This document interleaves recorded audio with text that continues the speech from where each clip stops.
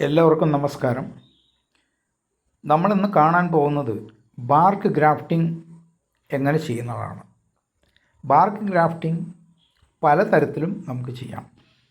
ഒരു പ്രായപൂർത്തിയെത്തിയ മരം ഒരു 5 അടി 4 അടി 5 അടി പൊക്കത്തിൽ വെട്ടി അതിൻ്റെ ചുറ്റും ആ മുറിവായുടെ ചുറ്റും നമുക്ക് 3 4 5 6 വെറൈറ്റീസ് ചെറിയ ശാഖകൾ വെച്ച് പിടിപ്പിക്കാം.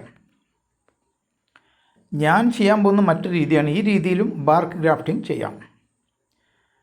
നമ്മൾ നിലവിലുള്ള ഒരു വലിയ മാവിൻ്റെ തൊലിയിൽ 4 വെറൈറ്റി മാവിൻ്റെ കമ്പുകൾ വെച്ച് പിടിപ്പിക്കാൻ പോവുകയാണ്. അതിൻ്റെ പ്രൈമറി സ്റ്റെപ്പാണ് ഇപ്പോൾ ഞാൻ ചെയ്യുന്ന ഫസ്റ്റ് സ്റ്റെപ്പ്. അതിൻ്റെ പുറത്ത് തൊലിയിൽ ഒരുപാട് ഫംഗസ് ഉണ്ട്. മഴക്കാലമാണ് ഇപ്പോൾ. ആ ഫംഗസ് മുഴുവൻ ഞാൻ ചിരണ്ടി കളഞ്ഞു, ഒന്ന് ക്ലീനാക്കി. ഫംഗസ് ക്ലീൻ ചെയ്ത് കഴിഞ്ഞാൽ അതിൻ്റെ തൊലി അല്പം ചെത്തിക്കളയാണ് പുറത്തുനിന്ന്. നമ്മൾ വയ്ക്കാൻ പോകുന്ന സിയോണിൻ്റെ കാമ്പിയം ലെയറും ഇത് ഈ മാവിൻ്റെ കാമ്പിയം ലെയറിലാണ് ഇപ്പോൾ ഞാൻ ചെത്തിക്കൊണ്ടിരിക്കുന്നത്. ഇത് തമ്മിൽ കൂട്ടിമുട്ടണം. അപ്പം നമ്മൾ ചെത്തുമ്പോൾ ആ മാവിൻ്റെ കാമ്പിയൻ ലെയർ ഫുള്ളായിട്ട് ഡീപ്പായിട്ട് ചെത്തി അതിൻ്റെ കാതല് മുട്ടാൻ പാടില്ല. കാതല് മുട്ടിക്കഴിഞ്ഞാൽ അത് മരത്തിന് കേടുവരും. അപ്പോൾ അത് വളരെ പ്രത്യേകം ശ്രദ്ധിക്കണം. ചെത്തുമ്പോൾ സൂപ്പർഫിഷ്യലായിട്ട് ഞാനൊരു 4 mm or 5 mm അത്രയാണ് ഞാൻ ചെത്തിയിട്ടുള്ളത്. ഇത് വലിയ പ്രായമായ ഒരു മാവാണ്. 10-30 വർഷം പ്രായമായൊരു മാവാണ്. അപ്പോൾ അതിൻ്റെ തൊലിക്ക് ഏകദേശം ഒരു 1/2 ഇഞ്ച് കനം കാണും. 1/2 ഇഞ്ച് കനമുള്ളത് കൊണ്ട് നമുക്കതിൽ നിന്ന് ഒരു 5 mm തൊലി ഞാൻ എടുത്ത് കളഞ്ഞു. അടിഭാഗത്ത് ഒരു കട്ടുണ്ടാക്കി, ക്രോസ് കട്ട്, വട്ടത്തിലൊരു മുറിക്കും. അതിപ്പോൾ നിങ്ങൾക്ക് കാണാം. ഇത് കഴിഞ്ഞിട്ട് ഈ തൊലി ആവശ്യത്തിന് എടുത്ത് മാറ്റിയതിന് ശേഷം ആ തൊലി ചെത്തുന്നതിന് മുമ്പായിട്ട് ആ വെട്ടുകത്തി ഞാൻ നല്ലപോലെ സോപ്പിട്ട് കഴുകി സ്പിരിറ്റ് കൊണ്ട് തുടച്ചതാണ്. ഡിസിൻഫെക്റ്റ് ചെയ്തിട്ടുണ്ട്. അപ്പോൾ അവിടെ ഒരു ക്രോസ് കട്ട് ചെയ്തിട്ട് അവിടെ വരെ നമ്മൾ തൊലി എടുക്കുകയാണ്.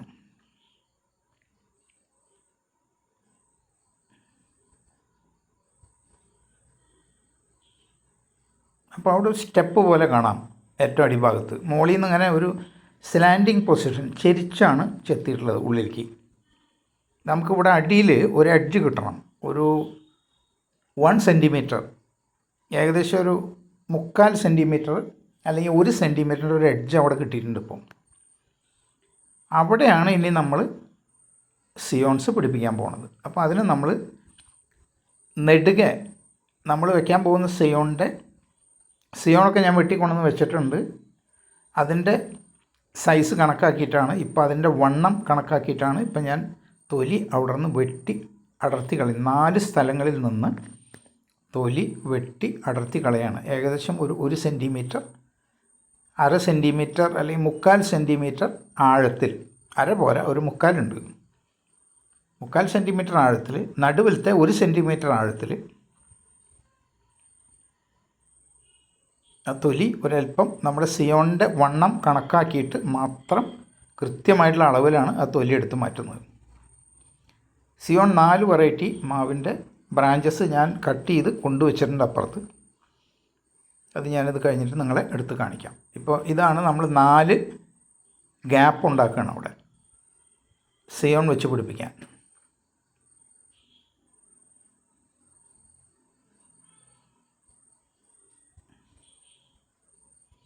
30 വർഷമായ മാവായതുകൊണ്ട് തൊലി നല്ല ഹാർഡാണ്. ഒരു 1/2 ഇഞ്ച് കനത്തിൽ നല്ല തൊലിയുണ്ട്. നമുക്ക് സിയോൺ എന്താ ചെയ്യേണ്ടതെന്ന് നോക്കാം.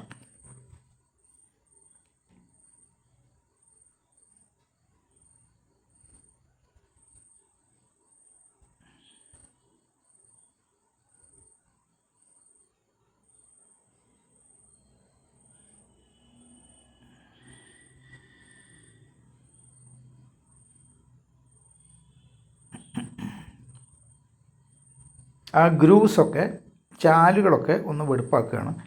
പിന്നെ അതിൻ്റെ മേലെ ഇപ്പോൾ ഒരുപാട് പശ വന്നിട്ടുണ്ട് മാവിൻ്റെ, ആ പശയൊക്കെ ഒന്ന് തുടച്ച് കളയണം, ഒന്ന് വൃത്തിയാക്കണം. അവിടെ പശ നല്ലപോലെ വരുന്നുണ്ട്, മഴക്കാലമല്ലേ, ധാരാളം വെള്ളം ഭൂമിയിലുണ്ട്, അവർക്ക് ധാരാളം വെള്ളം കിട്ടുന്നുണ്ട്. അപ്പോൾ അതിനനുസരിച്ച് നല്ലോണം പശയുണ്ട്. ഇപ്പോൾ ആ ചാനലുകളൊക്കെ ഒന്ന് ക്ലീൻ ചെയ്യുകയാണ് ഞാൻ, ഒന്ന് ക്ലിയർ ചെയ്യണം, സ്മൂത്താക്കി എടുക്കുകയാണ്. അവിടെ ഇവിടെയൊക്കെ എഡ്ജസ് ഉള്ളതൊക്കെ ഒന്ന് ചെറിയ കത്തി കൊണ്ട് കളഞ്ഞ് അത് ക്ലീൻ ചെയ്തു. ഇനി നമ്മൾ ഓരോന്ന് വെച്ച് നോക്കി ഏത് സ്ലോട്ടിലേക്ക് ഏതാണ് പാകാവുക അത് നോക്കിയിട്ട് 4 സിയോൺ പിടിപ്പിക്കാൻ പോവാണ്.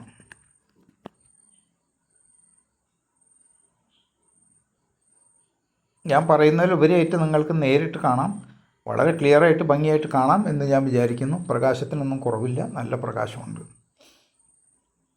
രാവിലെയാണ് ചെയ്തതെന്ന്, ഏകദേശം ഒരു 10 മണി സമയത്താണ് ഞാൻ ചെയ്തത്.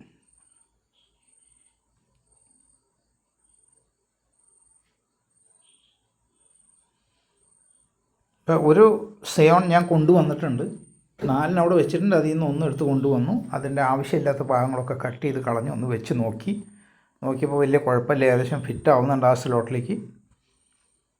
ഇനി അതിൻ്റെ 3 സൈഡ് നമ്മൾ തൊലി ചെത്തി കളയും. 3 സൈഡ്, പ്രധാനമായിട്ട് അടിഭാഗവും ഒരു സൈഡും, പിന്നെ അതിൻ്റെ 2 സൈഡും അല്പം. കാരണം നമുക്ക് 3 സൈഡിലും ഇവിടെ കോണ്ടാക്റ്റ് കിട്ടും. അവിടെ ഒരു ഗ്രൂ ആയതുകൊണ്ട് അതിൻ്റെ അടിയിലും ഇടത്ത് ഭാഗത്തും വലത്ത് ഭാഗത്തും സിയോണിൻ്റെ ക്യാമ്പിയത്തിന് അവിടെ കോണ്ടാക്റ്റ് കിട്ടും. അപ്പോൾ അതുകൊണ്ട് 3 സൈഡ് ചെത്തുന്നുണ്ട്. പശയൊക്കെ നമ്മൾ നല്ല ഫ്രഷായിട്ടുള്ള ഒരു വാഴമെന്ന ഒരു ഇലയുടെ കഷ്ണം മുറിച്ച് അതുകൊണ്ട് തുടച്ച് കളയാണ്. അവിടെ കൂടുതലായിട്ടുള്ള പശയൊക്കെ, ആ ഗ്രൂസും ഒക്കെ ക്ലീൻ ചെയ്യുകയാണ്.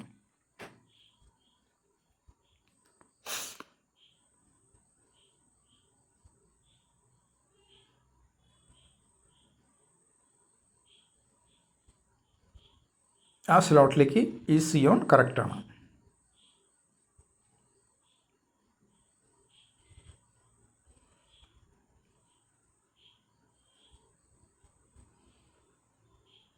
ഇനി അതിൻ്റെ റൂട്ട് സ്റ്റോക്കിനോട് ചേരാൻ പോകുന്ന ഭാഗം സിയോൺ തൊലി ചെത്തി കളഞ്ഞ് സിയോണിൻ്റെ 2 സൈഡും കുറേശ്ശെ ചെത്തി അതിലേക്ക് ആ സ്ലോട്ടിലേക്ക് ഇറക്കി വയ്ക്കും. ഇപ്പം നിങ്ങൾക്ക് കാണാം അത് ചെത്തിയിട്ടുള്ളത്. ആ സൈഡ് ചെത്തിയ തൊലി ശരിക്കും ഫുള്ളായിട്ട് ചെത്തിയ സൈഡ് അങ്ങോട്ട് പോകും, അത് റൂട്ട് സ്റ്റോക്കിനോട് ചേർന്നിരിക്കും.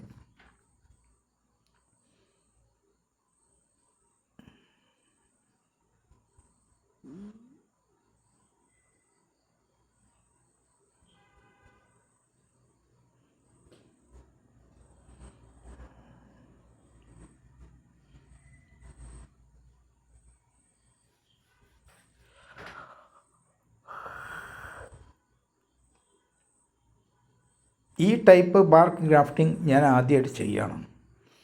അപ്പോൾ അതുകൊണ്ട് തന്നെ ഞാൻ വിചാരിച്ചു അതിൻ്റെ ഒരു വീഡിയോ എടുത്ത് നമ്മുടെ പ്രേക്ഷകരൊക്കെ ഒന്ന് കാണിക്കുകയും ചെയ്യാം.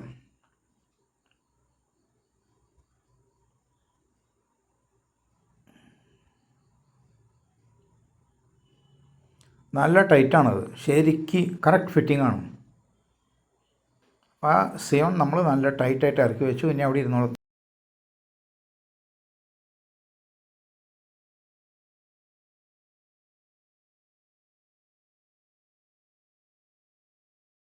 അടുത്തതായിട്ട് നമുക്ക് മറ്റ് 3 വെറൈറ്റികൾ സിയോണും കൊണ്ടുവന്ന് ഇതിൽ സൈഡൊക്കെ ചെത്തി ഇറക്കി വെച്ച് അതിൻ്റെ അടുത്ത പടിയിലേക്ക് കിടക്കാം.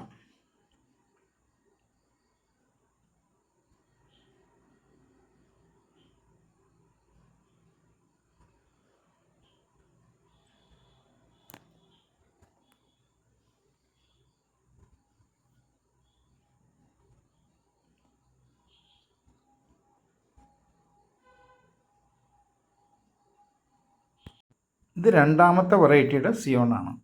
ഞാനിവിടെ വയ്ക്കുന്നത് 4 വെറൈറ്റി: മൽഗോവ, സിന്ദൂരം, പ്രിയോര്, നീലൻ, 4 വെറൈറ്റിയാണ്. ആ 4 വെറൈറ്റിയുടെ വലിയ മാവുകൾ ഇവിടെ ഉണ്ട്. അതിൽ നിന്ന് എടുത്ത സിയോണുകളാണ് നമ്മൾ വയ്ക്കാൻ പോകുന്നത്.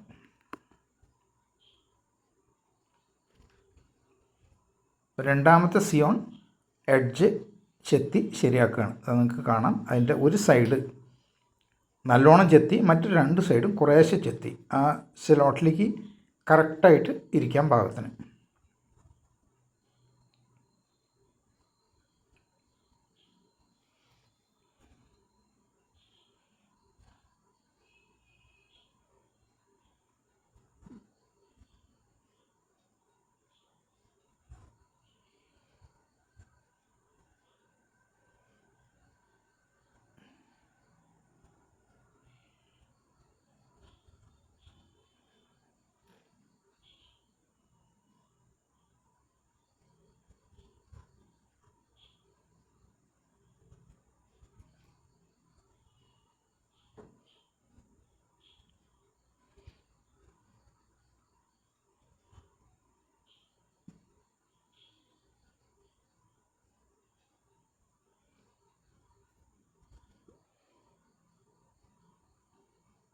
നമ്മൾ ആദ്യം വെച്ചതുപോലെ അത്ര ടൈറ്റ് അല്ല അത് ആ സ്ലോട്ടിലേക്ക്. അപ്പോൾ അതുകൊണ്ട് അതിന് സപ്പോർട്ട് കൊടുക്കേണ്ടി വരും.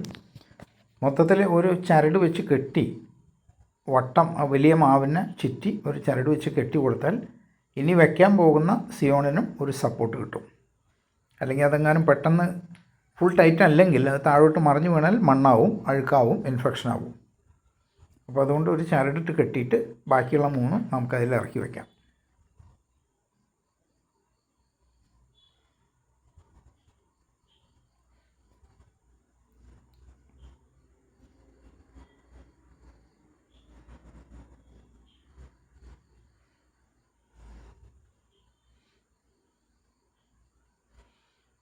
ഈ ഒരു ചരടിട്ട് കെട്ടണം. മാവിൻ്റെ തടിക്ക് ചുറ്റും ഒരു ചരടിട്ട് കെട്ടി ഉറപ്പിച്ച് നല്ല ടൈറ്റായിട്ട് കെട്ടിയതിന് ശേഷം ബാക്കിയുള്ള 3 സിയോണും നമുക്കതിൽ ഇറക്കി വയ്ക്കാം. പിടിച്ചില്ലെങ്കിൽ ഇരുന്നോളും. പക്ഷേ നമ്മൾ കയ്യിൽ നിന്ന് പെട്ടെന്നെങ്ങാനും തെറ്റി അത്ര ടൈറ്റല്ല അത്, ഫുൾ മറ്റേൻ്റെ അത്ര ടൈറ്റല്ല. എങ്ങാനും താഴെ വീണ് പോയാൽ ഒരുപാട് മണ്ണിൽ വീണാൽ അഴുക്കാവും, ഇൻഫെക്ഷനാവും, പിന്നെ അത് ഉപയോഗിക്കാൻ പറ്റില്ല. ഇനി ബാക്കിയുള്ള 2ഉം കൂടെ നമുക്ക് ചെയ്യാം. അത് സിന്ദൂരത്തിൻ്റെയാണത്. മൽഗോവയാണ് ആദ്യം വെച്ചത്, പിന്നെ വെച്ചത് പ്രിയോരാണ്, ഇനി സിന്ദൂരാണ്. അത് കഴിഞ്ഞാൽ നീലൻ വെക്കണം.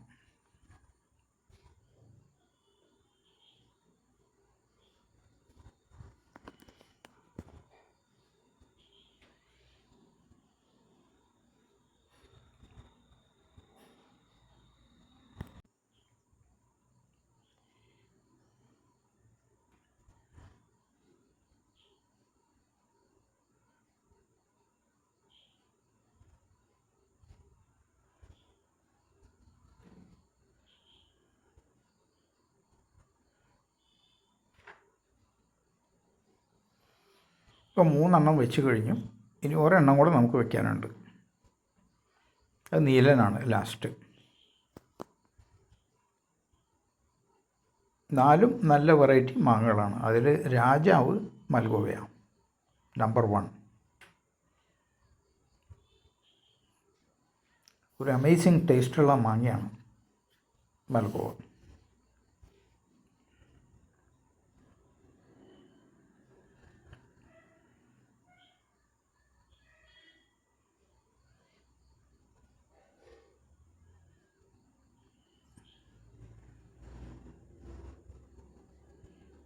നാലെണ്ണം അടുത്തടുത്ത് വന്നപ്പോൾ ഇത്തിരി കഞ്ചഷനായി. കുഴപ്പമില്ല. അപ്പോൾ 4ഉം സക്സസ് ആവണമെന്നില്ല. അതിലേതെങ്കിലും 1ഓ 2ഓ സക്സസ് ആയാൽ മറ്റേ 2ഉം പോവും. അപ്പോൾ നമ്മുടെ കഞ്ചഷൻ ഒഴിവായി കിട്ടും. 4ഉം ഒരിക്കലും സക്സസ് ആവുമെന്ന് ഞാൻ പ്രതീക്ഷിക്കുന്നില്ല. 50 to 60% ചാൻസാണ് ഞാൻ കണക്കാക്കുന്നത്. അപ്പോൾ അറ്റ്ലീസ്റ്റ് 2 എണ്ണമെങ്കിലും കിട്ടും എന്ന് വിചാരിക്കണം.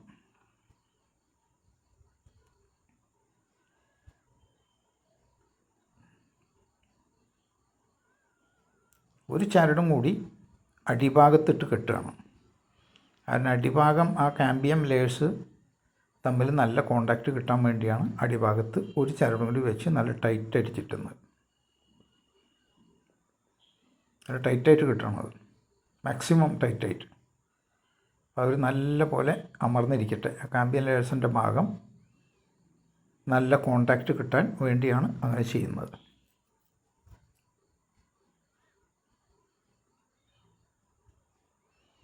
അതൊന്നും കൂടെ അഴിച്ച് ടൈറ്റാക്കി കെട്ടുകയാണ്.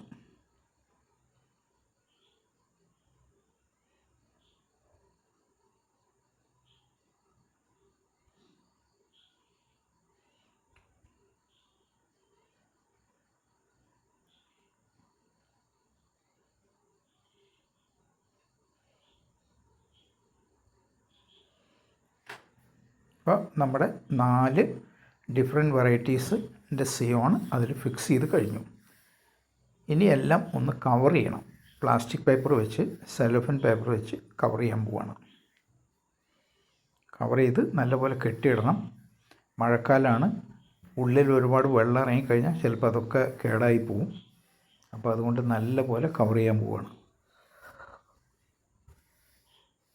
വലിയ പ്ലാസ്റ്റിക് പേപ്പറുകൾ റെഡിയാക്കി വെച്ചിട്ടുണ്ട്, ഷീറ്റുകൾ. അത് വെച്ച് ചുറ്റി കെട്ടുകയാണ്.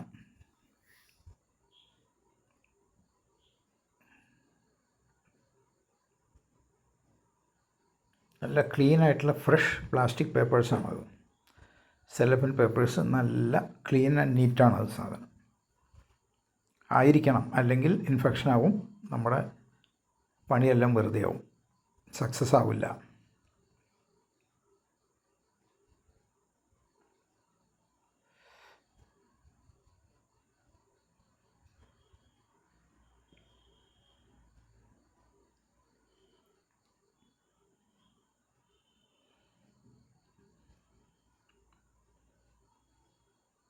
ഒരു കെട്ട് കഴിഞ്ഞു, ഒരു കെട്ടും കൂടെ കെട്ടണം അടിയിൽ.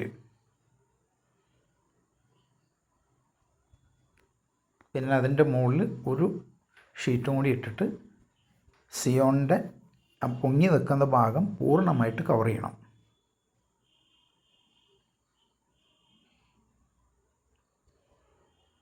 ഔട്ട്സൈഡ് അറ്റ്മോസ്ഫിയറായിട്ട് ഒരു കോണ്ടാക്റ്റ് ഇല്ലാത്ത രീതിയിൽ അടച്ച് കെട്ടണം.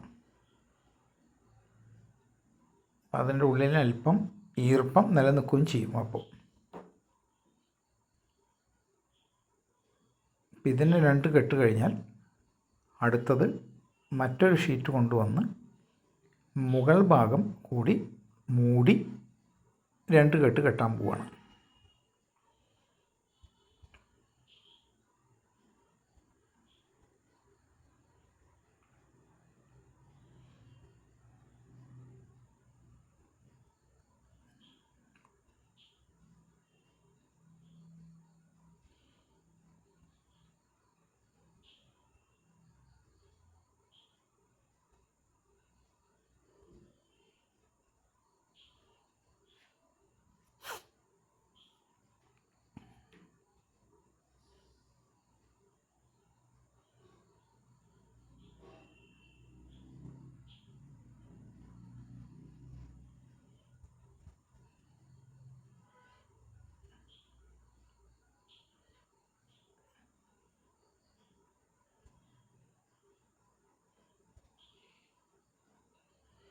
ബാർക്ക് ഗ്രാഫ്റ്റിംഗ് സക്സസ് ആയി കഴിഞ്ഞാൽ നമുക്ക്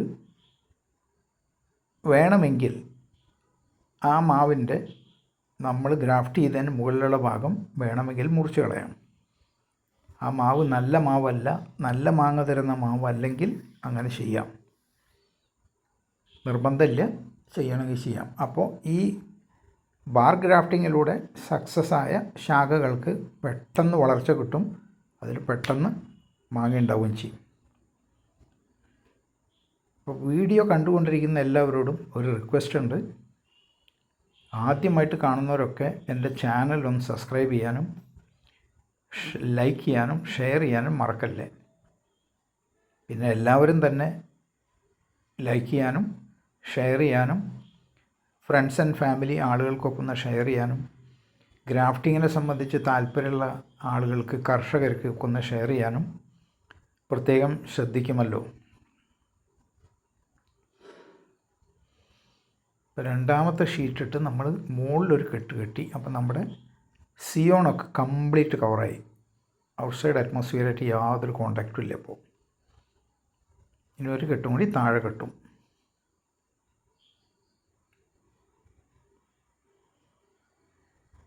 അപ്പോൾ ഓൾമോസ്റ്റ് എയർ ടൈറ്റ് ആവും. 100% അല്ല എങ്കിലും ഒരു 80 to 90% എയർ ടൈറ്റ് ആവും. ഔട്ട്സൈഡ് അറ്റ്മോസ്ഫിയറായിട്ട് യാതൊരു കോണ്ടാക്റ്റും ഉണ്ടാവില്ല. അപ്പോൾ ഇതിൻ്റെ റിസൾട്ട് ഒരു 1.5 മാസം, ഒരു മാസം മതിയാവും. ഒരു മാസം കഴിഞ്ഞ് നമുക്ക് ഒന്ന് അഴിച്ച് നോക്കാം. അപ്പോൾ ഇതിൻ്റെ റിസൾട്ട് എന്താണെന്നുള്ളത് സക്സസ് ആണെങ്കിൽ ഞാൻ മറ്റൊരു വീഡിയോ വഴി നിങ്ങൾക്ക് കാണിക്കാം. ഫെയിലിയർ ആണെങ്കിൽ പിന്നെ കാണിച്ചിട്ട് കാര്യമില്ലല്ലോ. വീണ്ടും മറ്റൊരു മാവിൽ കൂടെ 1-2 മാവിൽ കൂടെ ഞാൻ ഇതേ മെത്തേഡ് ബാർ ഗ്രാഫ്റ്റിംഗ് ചെയ്യാൻ ഉദ്ദേശിക്കുന്നുണ്ട്. അപ്പോൾ അതിൻ്റെ വീഡിയോ ഞാനിടാം. ഇത്ര സമയം ഈ ലോങ് വീഡിയോ കണ്ടുകൊണ്ടിരുന്ന നിങ്ങളുടെ എല്ലാവരുടെയും വിലയേറിയ സമയത്തിന് നന്ദി. കണ്ടതിന് നന്ദി. സബ്സ്ക്രൈബ്, ലൈക്ക് ആൻഡ് ഷെയർ ചെയ്യും എന്നുള്ള പ്രതീക്ഷയിൽ അതിനുകൂടെ നന്ദി പറയുന്നു. വീണ്ടും മറ്റൊരു വീഡിയോയുമായി അധികം വൈകാതെ തന്നെ കണ്ടുമുട്ടാം. നന്ദി, നമസ്കാരം.